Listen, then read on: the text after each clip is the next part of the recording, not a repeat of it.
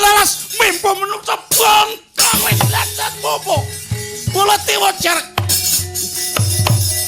Panuk maning jajal traya lipinantang mak glodak swara apa? Parat ngeder-derke ngepruki wong mlaku konangan Baladewa ilang nyawa wae. Sapa sing ora trima iki Baladewane?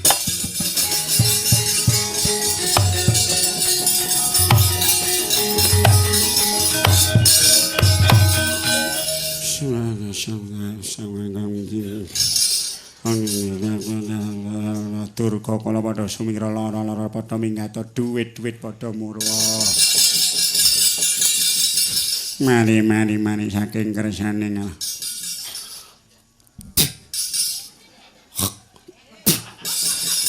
Gunjang gancing langit kelap-kelap katon. Lir kincang alis risang mawe gandrung. Wah. Edian. Sinten menika wau, Mbah? Nika naminipun Prabu Baladewa. Oh, Prabu Baladewa. Nggih. Piyayine rambute pun nyambel wijen ing tandang kridane mboten kalah kalih Untara. Wah. Kula dibalangke. Jambak rambut kula kasetyake babe ketemburi tampane Patih Udawa. Iki cengkiwing githok kula diuncalke lengen. Ngebruki Prabu Baladewa. Kula dijambak pepetke dengkul dikeprok sak kayange. Mumet sirah kula penemban. Mangke riwen mangombe puyer. Engko ndarak iklan, mboten napa-napa. Angger mboten dikandhake cape. Pun sampean kok kalung kendini kuwi napa? Niki andah iler. Mangke kula niku nek mpun nyambut gawe ndrejes ngene. Niku kula adahe ngriki, mengke nek kula ngelak kula ombe melit. Gilani, ngene niku nyat pedamelan kok. Ya enak. Enak diparingi gendhes. Kurang ajar nek wong mangan bareng. Mang maju teng payudan. Oh, traya libinantang. Madal senjata gulane.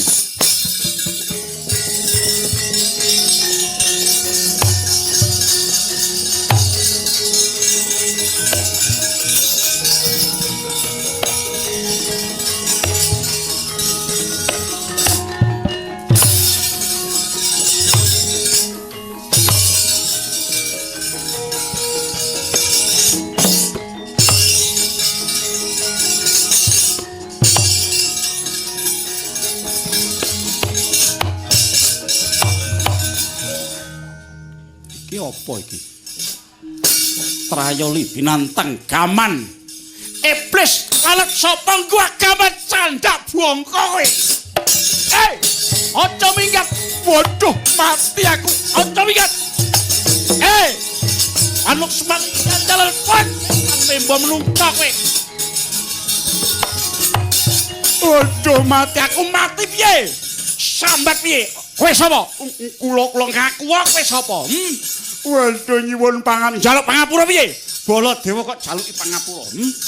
Ora ngerti iki apa? Rumangsamu gamanmu apa? Konengan Baladewa cocok nenggala bosok gulumu.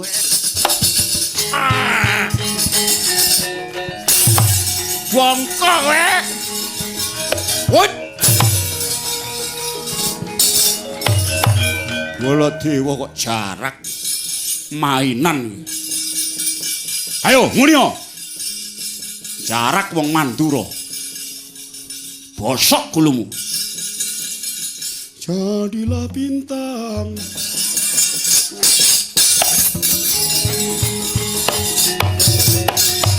Sanganangi sangkan bingone perkong kalau modal lunga duit-duit padha teko.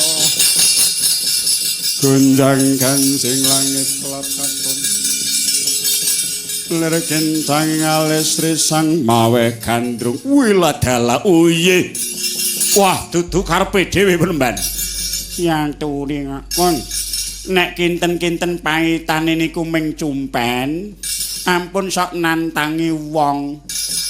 Baladewa niku wong boten umum nek nggarap wong kaya nggarap plastik. Mang mulih napa mboten isin kalih wong omah ratu perang kok kalah. Kalah tur mulih isih wutuh. Nek tak isin. Lah wis kondang kowe iki ratu rai gedhek. Mulya. Bener-bener maju. Maju ora ki tak eneng pengira-irane wong tuwek to. Wong tuwek kok senengane diatur. Ampun malang krik elek. Ya Mang.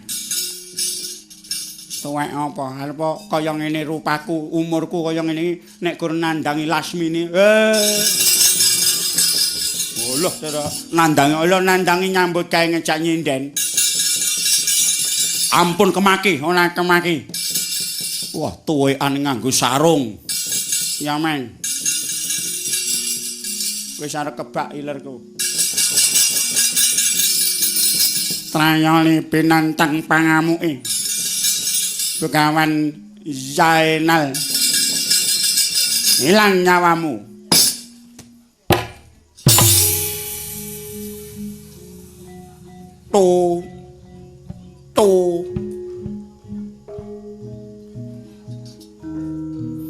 Nah, ngono.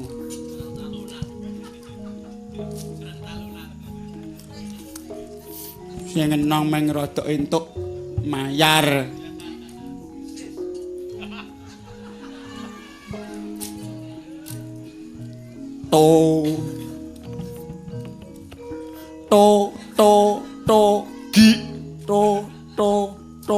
Gi.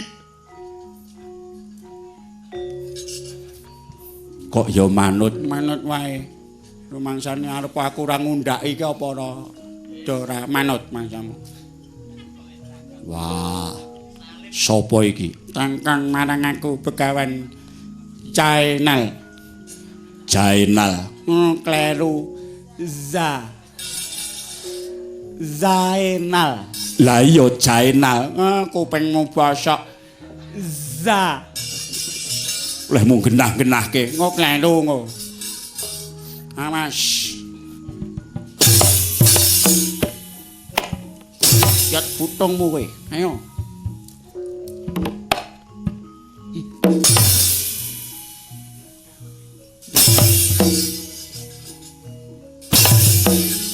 Wah.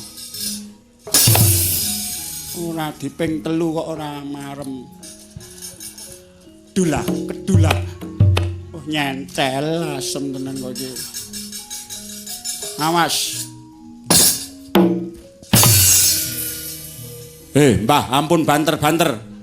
Ampun seru-seru. Seru ya, Mang. Mendang remuk.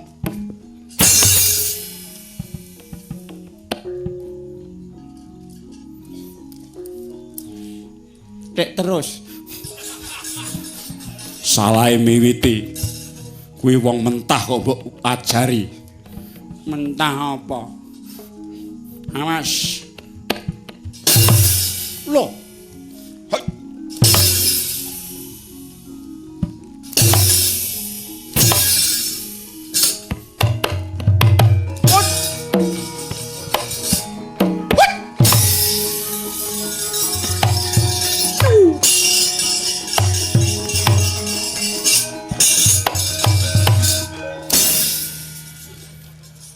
Iki apa iki? Iki apa? Kula tiyang. Wong kok kaya tukulan suwek. Iki marep nandi iki? Kowe mesti sing kon nulak udan wingi kowe. Nulak udan ora mandi wae jalukamu rokok bentul kowe. Nyuwun pangapunten. Ora minggat keplek keperbatan pedhot butuhmu bongkok kowe lecet apa bongkok.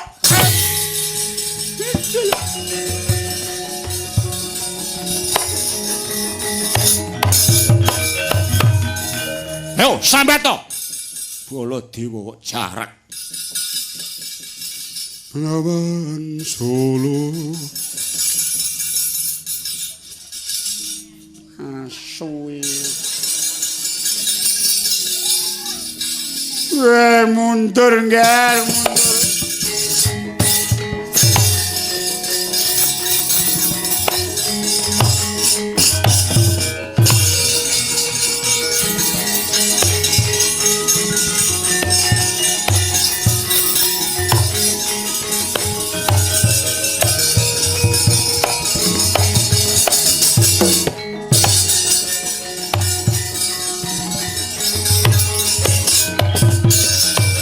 kala narpa Kresna tan tulusan nyakra ring Resiwara Jahnawi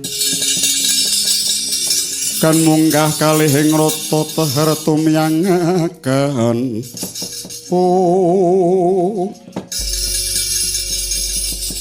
ora patinduga mono jebul iki Ratu Ndrawati iya dasar kepara nyata wis weruh marang aku yen ora pendhita limpat nek mokal iya pancen aku guruning Kurawa jenengku Begawan Kresna Pandaya ya syukur mangayu bagya dene ing lumahing bumi kruping langit iki ana wong kang wani madani jenenge Ratu Ndrawati nganggo tetembungan Kresna Prabu Sri Bathara Kresna piye Kresna Pandaya sejatine ingkang miwiti iki aku yen miwiti kudu bisa ngrampungi apa darunane kowe nyerang Ndrawati Kresna ngakumu Ratu Titising Wisnu limpat ing samubarang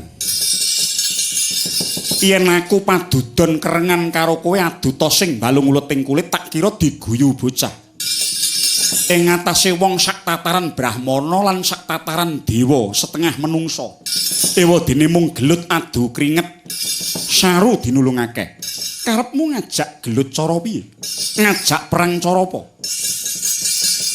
kowe bisa mangsuli kabeh kang dadi pitakone Begawan Kresna Pandaya aku ngakoni kaluhuraning Ratu Ndrawati lho kok sik perkara takon aku njawab yen bisa gampang nanging sumurpa aku nganti ora mudeng tekamu ana negara Ndrawati nganti gawe geger kaya ngene ora susah kowe ndatak kumbi kowe wis dikandhani karo dulurmu lanang Mandura Prabu Baladewa iya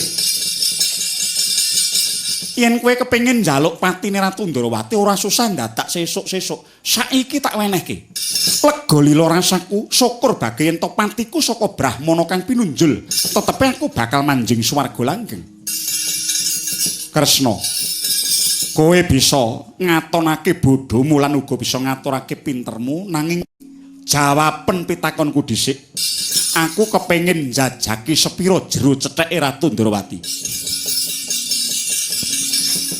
perkara mengko kowe tak pidana pati apa yen ora kuwi sesa-sesa jawabanmu iya yen ngono kowe nantang perkara marang Ratu Ndrawati kangge takono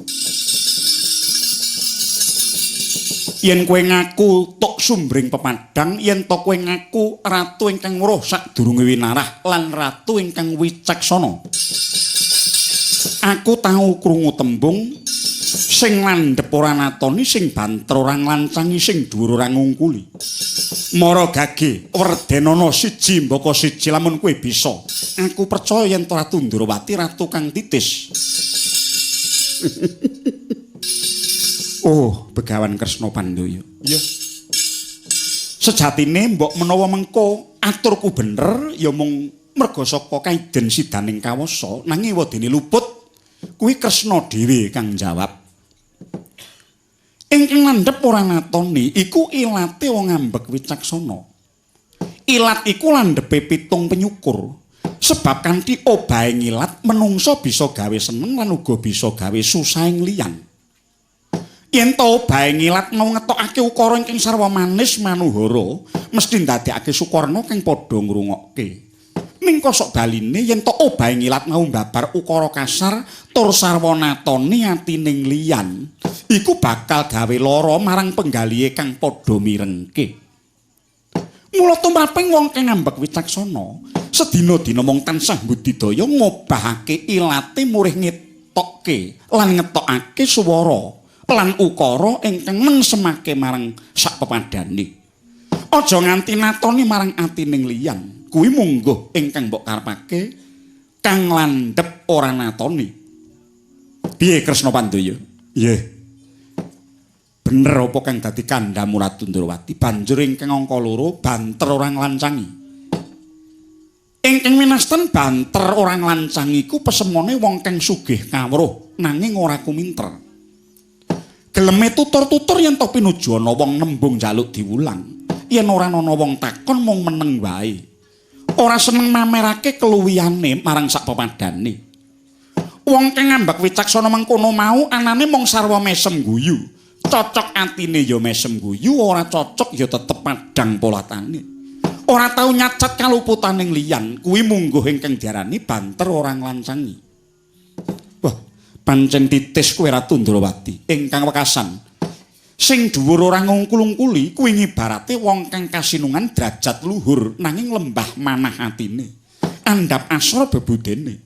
Srawung karo sapa wae sarwa grapyak lan semanak. Ora digang-adigung adiguna, ora ngendel-ndelke dupeh darbi derajat dhuwur. Pasemone kaya wit pari, saya tuwa saya ndingkluk, sebab saya isi lan saya mentes. Mula ya saya larang regane Premban. Hong wilahing. Iya Kresna. Pancen bener kabeh kang dadi batanganmu. Tak akoni yen Ratu Ndrawati wis kitha lan sugih kawruh. Saiki aku kepengin nerusake beblesing rasa pangrasa. Karepmu piye ngajak pirang dina tak turuti. Nadyan to nganti sesuk bubar padang aku ora bakal gah. Iya Kresna. Nanging aku kepengin nyumurupi sepira jero cethething jagate Ratu Ndrawati. Lelanana, aku tak lumebu ning angganira liwat dalaning kasukman. Aku kepengin nyumurupi padang lan petenging jiwa raganing Ratu Ndrawati. Tak lilani gageh mlebu anggaku.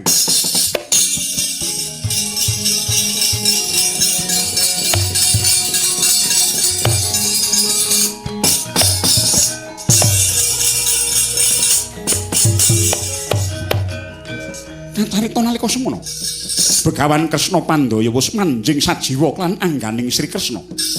Ing riku sang wiku wuninga ana dampar kencana ingkang suwung. Suwung kaya bumbung wong wangtan ana ingkang lenggahi. Mesem jroning wardaya, mijil sang ayogi.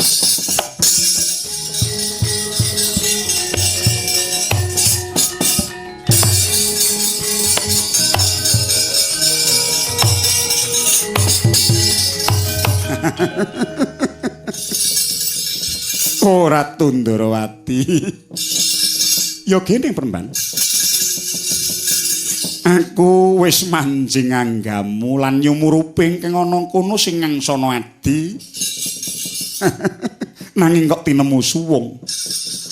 Mengkono iku dadi pratela lamun dina iki Ratu Ndrawati wis koncatan yoni.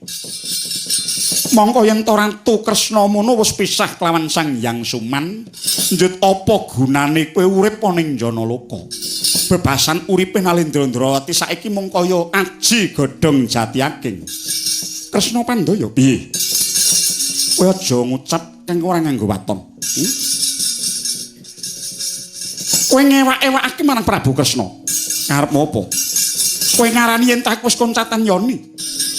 Kanggo nandha yen to Kresna koncatan yoni apa ora? Aku kepengin uga njajaki sepura.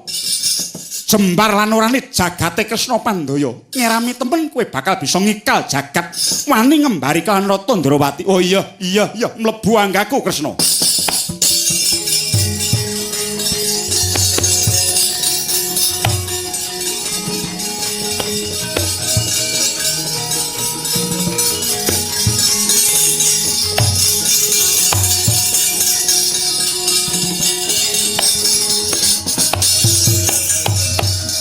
Nalika samono Kresna Pandaya sigra ngempakaken gendam mantram sakti.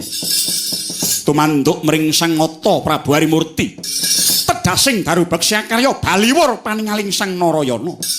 Harsa manjing guwa garbaning Sang Wiku kedadak kaya keteman daya gaib. Prabu Kresna kliru manjing jroning cupu ingkang kasta dening Begawan Kresna Pandaya. Priyosnya manjing cupu wong agung Ndrawati sigra tiningkem tutuping cupu. Nata Kresna datan bisa medal.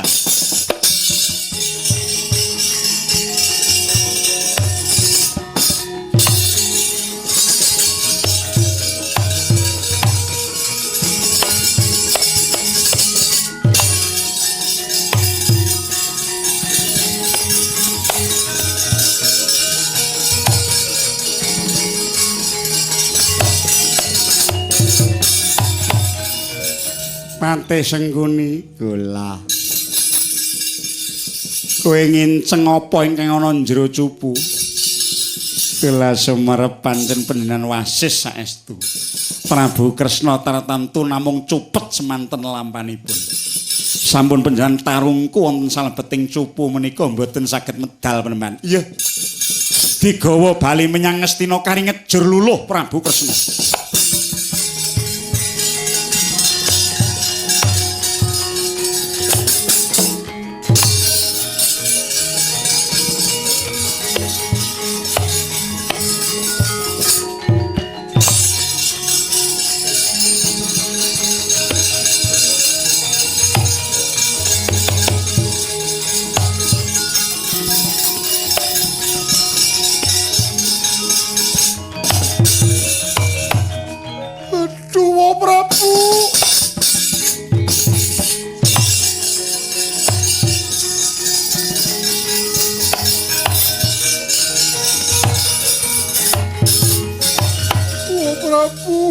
Pangapunten ngaturaken ketiwasan Kanjeng Rama Dewaji kenging paekanipun Begawan Kresna Pandhawa Prabu Hebles karepe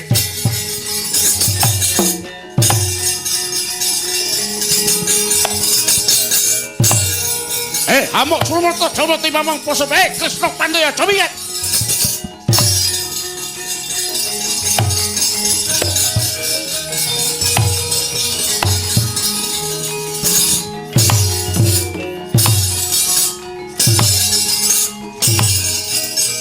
Amuk Surmata Jamata, ayo aja tinggal glenggeng colong payu konangan Baladewa. Ora gelem balake Ratu Ndrawati, hilang nyawamu.